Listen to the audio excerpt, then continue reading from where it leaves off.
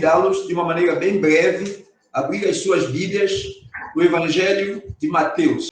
Evangelho de Mateus, capítulo 1. Nós leremos alguma parte de capítulo 1 e também alguma parte de capítulo 2. Diz assim, a partir do versículo de número 18. Foi assim que Jesus Cristo nasceu. Maria, sua mãe, estava prometida para se casar com José antes de casamento. Porém, ela engravidou-se pelo Espírito Santo. José, seu noivo, era um homem justo. Resolveu romper a união em segredo, pois não queria envergonhá-la com uma separação pública. Enquanto ele pensava nisso, o anjo do Senhor lhe apareceu em sonho e disse: José, filho de Davi, não tenha medo de receber Maria como sua esposa, pois a criança dentro dela foi concebida pelo Espírito Santo. Ela dará à luz um filho, e você lhe dará o nome de Jesus, pois ele salvará o povo dos seus pecados. Tudo isso aconteceu para cumprir o que o Senhor tinha dito por intermédio do profeta. Vejam, a virgem ficará grávida, ela dará à luz um filho e o chamarão Emanuel, que significa Deus conosco. Quando José acordou, fez o que o anjo do Senhor lhe havia ordenado, recebeu Maria como esposa. No entanto, não teve relações com ela até o menino nascer, e ele lhe deu o nome de Jesus. Jesus nasceu em Belém, durante o reinado de Herodes, e por esse tempo, alguns sábios das terras do Oriente chegaram a Jerusalém e perguntaram: onde está o recém-nascido rei dos judeus? Vimos a sua estrela no Oriente e viemos adorá-lo. Ao ouvir isso, o rei Herodes perturbou-se e com ele todo o povo de Jerusalém. Reuniu os principais sacerdotes, os mestres da lei, e lhes perguntou: onde há de nascer Cristo? E eles responderam: em Belém de Judeia, pois assim escreveu o profeta. E Belém, na terra de Judá, não é menor entre as principais cidades de Judá, pois de você virá o governante, que será o pastor do meu povo. Então Herodes convocou os sábios em segredo e soube por eles o momento em que a estrela tinha aparecido. E ele disse: vão a Belém, procurem o menino com atenção, disse ele. E quando encontrarem o menino, voltem e digam-me, para que eu vá e também o adore. Após a conversa com o rei, os sábios seguiram o seu caminho, guiado pela estrela que tinha visto no Oriente.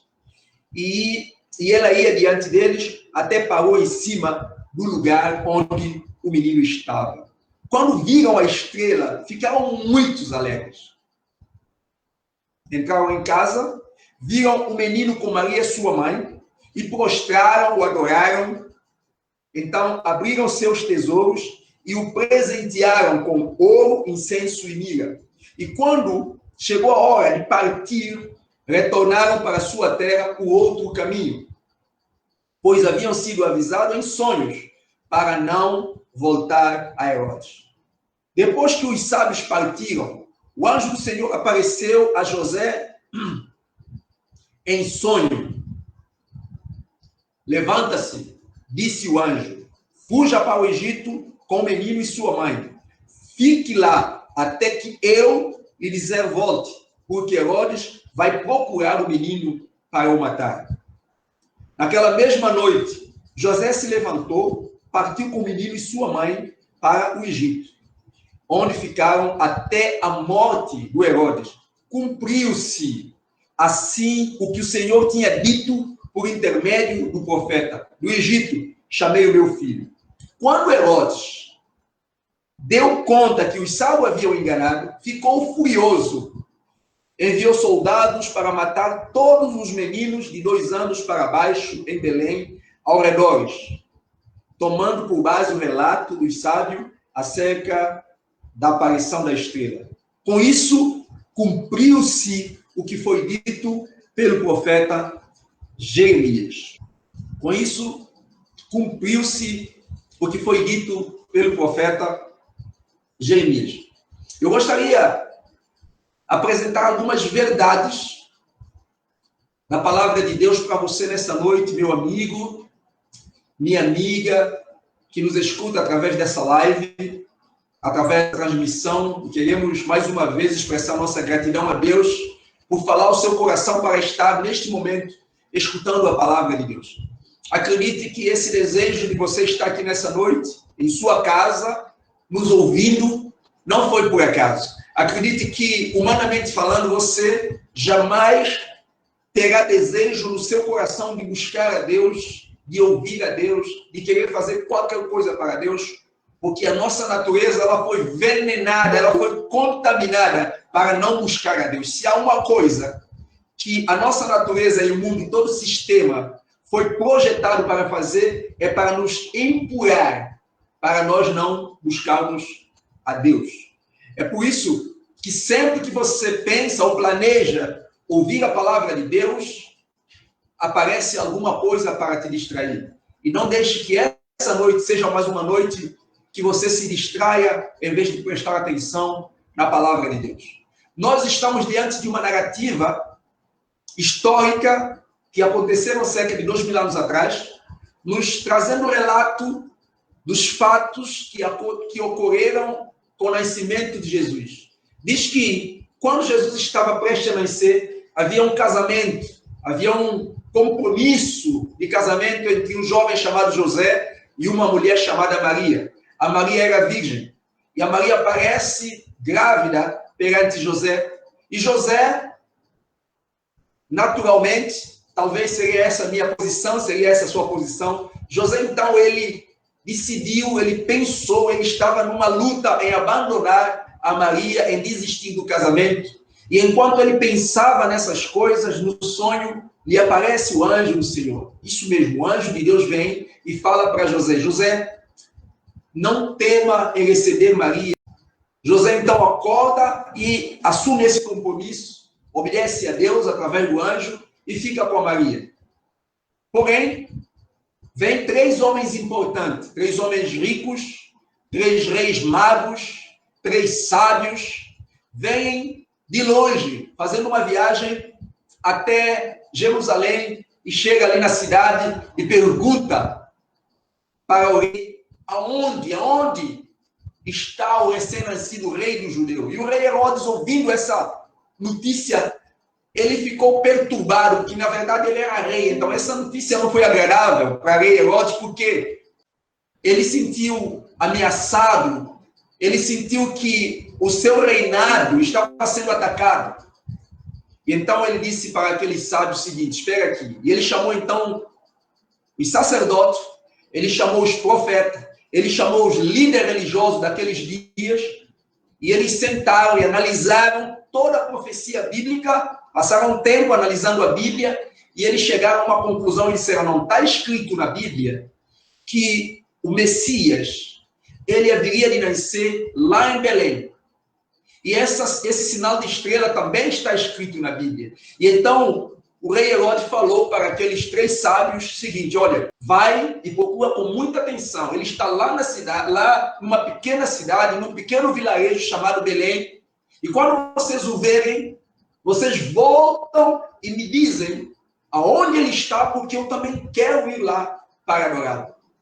E eles vão e encontram naquele momento, a casa onde estava Maria, onde estava Jesus, o menino, o bebê Jesus, onde estava ali também José.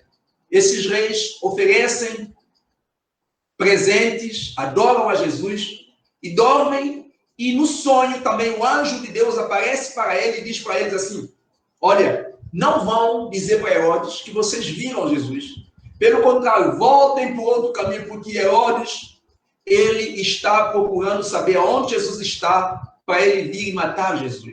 Então esses reis voltaram para o outro caminho, e também apareceu o anjo do Senhor e disse para José: José, não fique aqui tranquilo, acorda, desperta-te, pega Maria, pega o menino, fujam, vai para o Egito, porque Herodes procura matar o menino, e vocês ficam lá, só saem de lá até que eu mesmo volto a vos dizer quando vocês precisam sair daquele lugar. Então José vai para o Egito. É interessante que naquela altura, não somente o Brasil, mas as Américas ainda não era descoberto, mas a África já existia, Egito já existia, e muitos dizem África ser um continente amaldiçoado, mas pelo contrário, foi um continente visitado, pisado pelo Salvador e pelo Senhor do Universo, não é? E isso é muito importante, né? E eu sinto realmente muito honrado por nascer nesse continente, África, e saber que Jesus estava lá. Bom demais, né? Vocês não precisam ter ciúme não, porque é privilégio que Deus dá a cada um de nós, tá certo?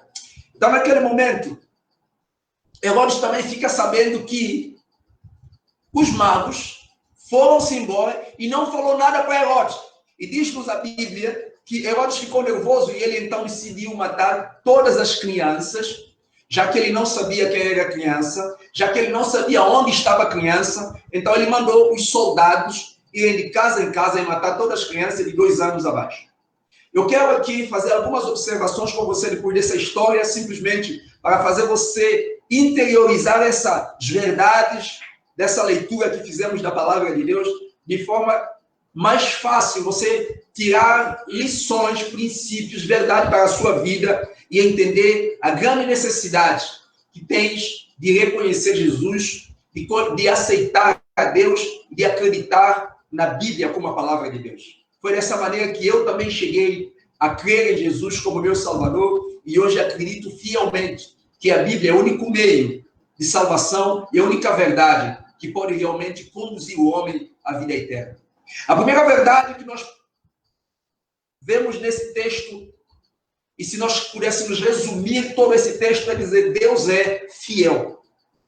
Deus é fiel e Ele cumpre as suas promessas. A promessa da vinda de um Salvador foi dito lá no Gênesis, quando Adão e Eva pecaram. Quando Adão e Eva pecaram, Deus disse assim, que da semente da mulher, uma mulher virgem, dela iria nascer um Salvador. E observa que agora nós estamos lendo e estamos vivendo, participando da história, comemorando a Páscoa, ato visível, um fato muito bem conhecido por todos nós, que de fato Jesus nasceu.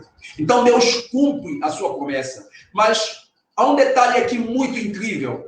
Deus não apenas cumpre a sua promessa, mas Deus faz exatamente como Ele havia dito. As coisas aconteceram tal qual Ele havia dito. Quando Herodes ouviu essa notícia, ele chamou os sacerdotes, ele chamou os profetas, ele chamou os mestres da lei, que era perito na lei judaica. E esses homens analisaram a lei e disseram: não, está escrito. E assim, e é por isso que aconteceu. Então, Deus é fiel. Nenhum homem pode cumprir com exatidão tudo que ele fala. Nenhum homem pode dizer que ele pode, ou que ele já cumpriu tudo que ele falou, desde que ele nasceu até hoje. Nenhum homem pode dizer que ele cumpriu tudo que ele falou uma semana. Não, essa semana eu não errei em nenhuma palavra que eu falei. Nenhum homem pode dizer que durante o dia ele não errou, não esqueceu em alguma palavra que ele falou. Nós somos falhos. Nós erramos, nós esquecemos, nós falhamos constantemente. Nós erramos e falhamos constantemente. Deus é exato. Deus é preciso.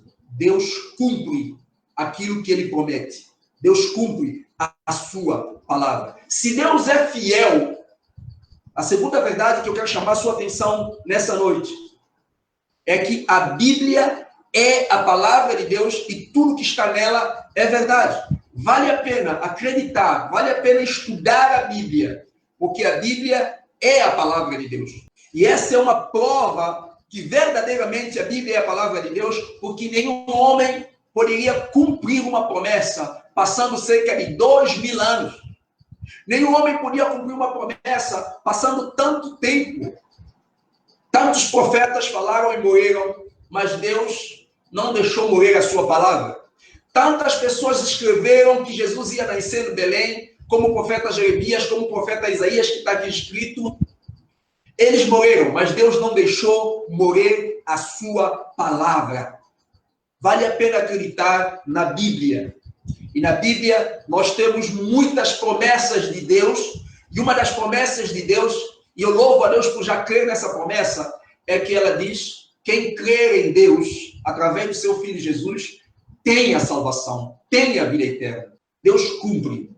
Eu estou seguro, eu posso partilhar dessa mensagem contigo, não simplesmente porque a Bíblia diz, mas porque hoje, através da pessoa do Espírito Santo habitando em mim, Deus fala comigo e confirma meu coração que eu tenho plena certeza de que eu sou salvo da perdição e da condenação eterna.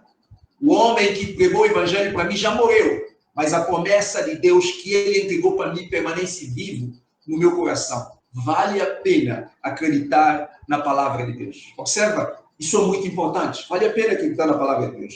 A terceira verdade é que Deus é soberano. Deus tem controle de toda a situação. Deus controla toda a história. E aqui, nesse caso, nós vemos vários acontecimentos.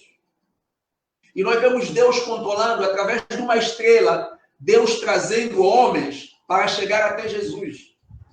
Deus controlando toda a situação. Deus dizendo para cada um homem o que eles deviam fazer, no tempo que eles deviam fazer, em hora que eles deviam fazer.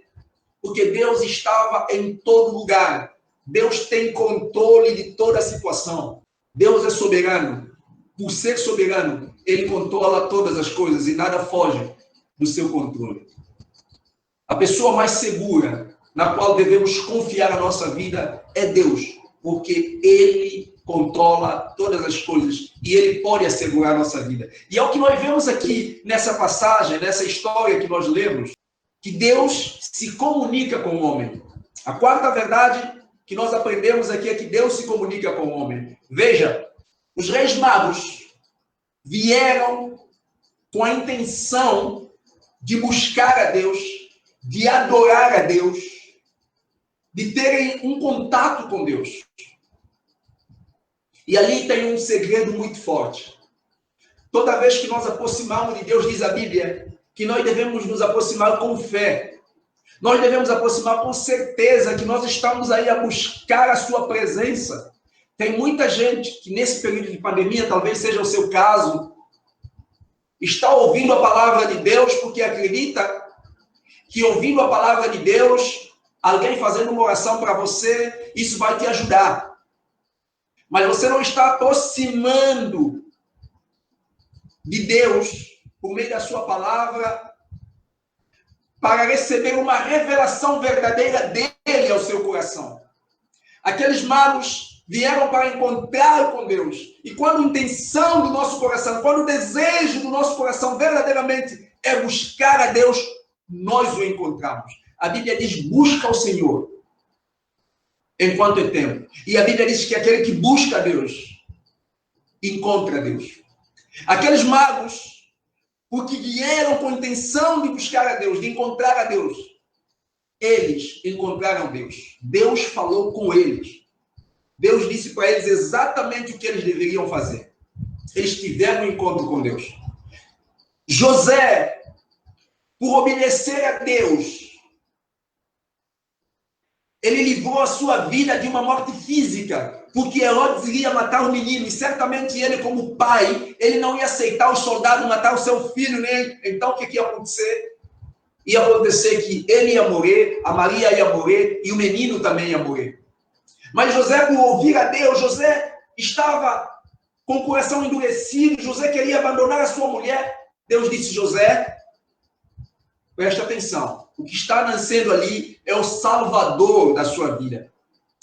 José aceitou essa promessa, José ouviu a palavra de Deus, mas ele creu ao ouvir a palavra de Deus. A atitude que nós precisamos ter em ouvir a palavra de Deus é acreditar, é entregar o nosso coração.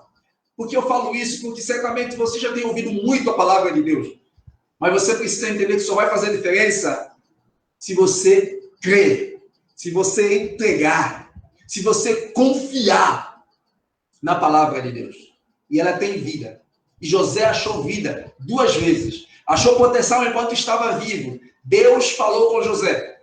E ainda hoje Deus fala com o homem. Nessa noite, Deus está falando ao seu coração. Deus fala com você através da sua palavra. Deus fala com você através do seu servo hoje. E nessa noite Deus está nos dando o privilégio, através do Facebook, para chegar até a sua casa, para fazer a presença de Deus chegar no seu coração, para fazer a luz de Deus chegar na sua casa, para fazer a graça de Deus penetrar as paredes, as portas que estão fechadas pela pandemia, mas a graça de Deus permite que mesmo com toda essa estrutura de proteção e você não sair, ainda assim Deus chega até você. Assim foi com aqueles homens. Eles não tinham nenhum recurso. Deus usou a estrela do céu para os conduzir. Deus usa tudo que há debaixo do céu para alcançar o pecador. Porque Ele ama você, porque Ele ama a mim, Ele nos ama. Deus nos ama. Uma coisa muito importante diante disso é que quando nós ouvimos e acreditamos na palavra de Deus, nós encontramos direção para vivermos seguros no mundo de trevas e no mundo de confusão. Deus disse para aqueles magos o seguinte: não vai ter com Herodes, porque o que Herodes quer não é adorar Jesus. O que Herodes quer é matar a Jesus. Uma quinta verdade que eu quero compartilhar com você nessa noite: não basta ouvir a palavra de Deus. Não basta ter uma Bíblia na sua casa.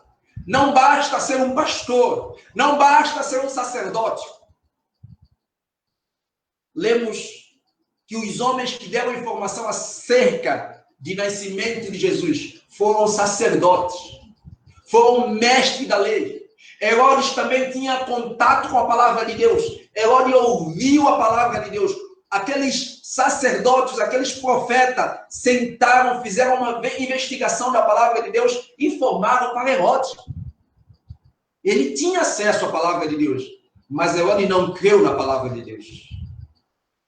Os sacerdotes não se importaram, não se preocuparam em ir ver onde Jesus estava. Isso não fez nenhuma diferença para eles. O coração deles estava endurecido. A religião mata. Eu não sei de que religião você é, mas eu sei que nenhuma religião que não lê a Bíblia, que nenhuma religião pode te salvar. Aliás, se você está numa religião que não ensina você a palavra de Deus, você está perdido. E quando nós falamos de ensinar a palavra de Deus, cuida, porque se fala muito de palavra de Deus. Eu estava ouvindo alguém a pregar e ele falava aleluias, glória a Deus, e falava uma palavra aleluias, glória a Deus. Eu falei para meu filho, poderia sentar e dar aquele homem uma lição da palavra de Deus, porque era um pastor que veio de Portugal, nem vou falar, para fazer uma comemoração de um culto que tinha cerca de 50 mil pessoas. E ele não sabia falar a palavra de Deus. Era tanta besteira, mas a palavra de Deus não saiu absolutamente nada. E é o que nós vemos aqui. Talvez você esteja nesse estado. Você já ouviu, você já sabe, você está tendo contato com a palavra de Deus. Mas uma coisa é, o responsável de sua salvação somente é você. Assim como Herodes, ele tinha que tomar uma decisão, ou crer, obedecer como os magos. Assim como os sacerdotes, eles também tinham que tomar uma decisão, crer e obedecerem como José. Assim é você nessa noite. Nessa noite você tem a responsabilidade de decidir qual é o destino da sua vida. Portanto, a decisão é sua. A última coisa que eu quero aqui compartilhar com você nessa noite é o nome de Jesus. O nome de Jesus. Na Bíblia, no contexto do povo judeu, o nome estava ligado à personalidade da pessoa, o nome estava ligado à missão da pessoa, o nome estava ligado à tarefa da pessoa. Então, o nome era um indicativo claro de que essa pessoa veio fazer, de qual é o propósito dessa pessoa aqui na Terra. E a palavra Jesus significa Salvador. Na verdade, a palavra mais correta que devia ser escrita na nossa Bíblia em português é Salvador. Porque a palavra Yeshua, que foi traduzido por Jesus, que foi apenas uma questão de...